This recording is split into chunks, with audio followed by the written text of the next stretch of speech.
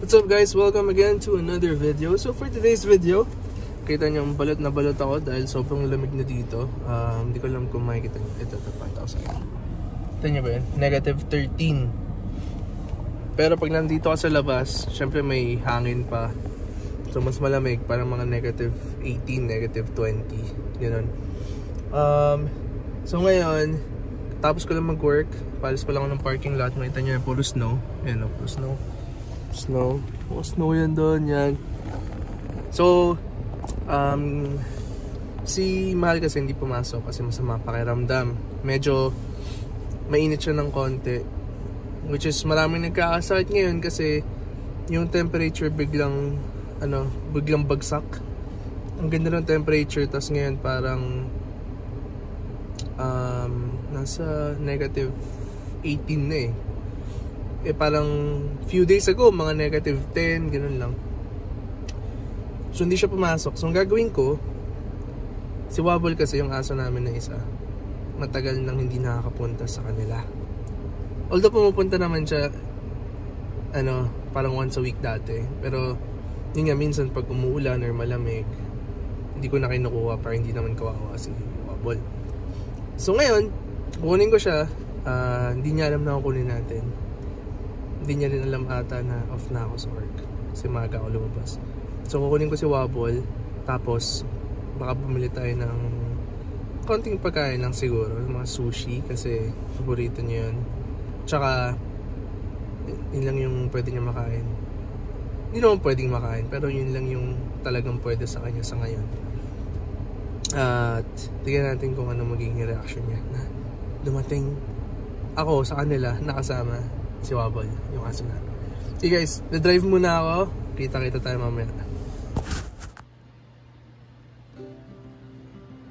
Hindi ikaw yung kukunin. Ayun yung kukunin na. Bye-bye.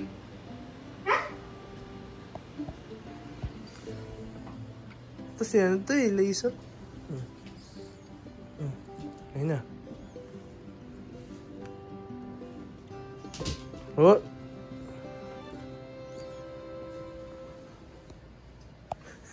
What's up guys? So, na-pick up ko na si Wobble. Ayun siya sa likod. Bobby! Hindi nyo kita eh. Bobby! Ayun siya. Wow! Okay, so ngayon pupunta kami ng Sushi for You. Yung bagong open na sushi place sa may McLeod Trail. Kung taga Calgary ka, you can visit them. Bait ng staff, good prices, good food. Bil tayo ng sushi para kay Mahal, para makakain siya ng sushi niya. Okay, so guys, nandito na tayo sa Sushi for You. Yan siya.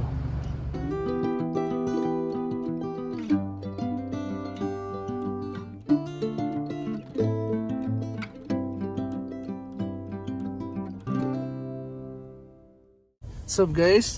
So ngayon, nakabili na tayo ng sushi para kay Mahal. Medyo madilim, on nating ilaw. Yan, so ito yung bilhin natin. Sushi for You. Ito nyo naman, ganda ng lalagyan nilang paper bag. Nasa loob, bumili ako ng, pakita ko sa inyo. Bumili ako ng, kita nyo ba? Wait, pakita ko sa inyo. So ito yung address nila. Sa mga taga Calgary, if you want to visit them. Yan. Pinopromote ko yun, libre yan ha. Bumili ako Dynamite roll tsaka Alaska roll. Ayan yung ating total. It's not too bad, $20. Tara na, banatan na natin to. Punta na tayo kay Mami. Kasi alam niya 6 o'clock labas ko eh. 5:56 na, sakto lang. Diba bebe? Yes! Okay, tara, let's go. Okay guys, so nandito na kami. Kaya Mahal. Kamali pa ako ng parking kasi yung kotse niya nakapark pala sa isang spot. Akala ko dun siya sa kabila nakapark. Let's go. Mami, here. Let's go. Tara.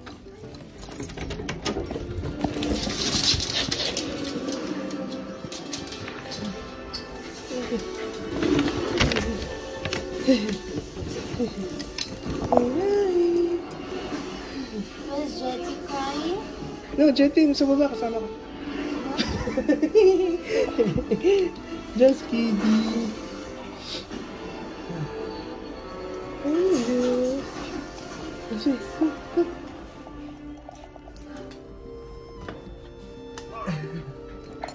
Yeah. Natin. Ito guys, tingnan ito. Anong gama dyan? Siyempre, alam na niya gagawin niya.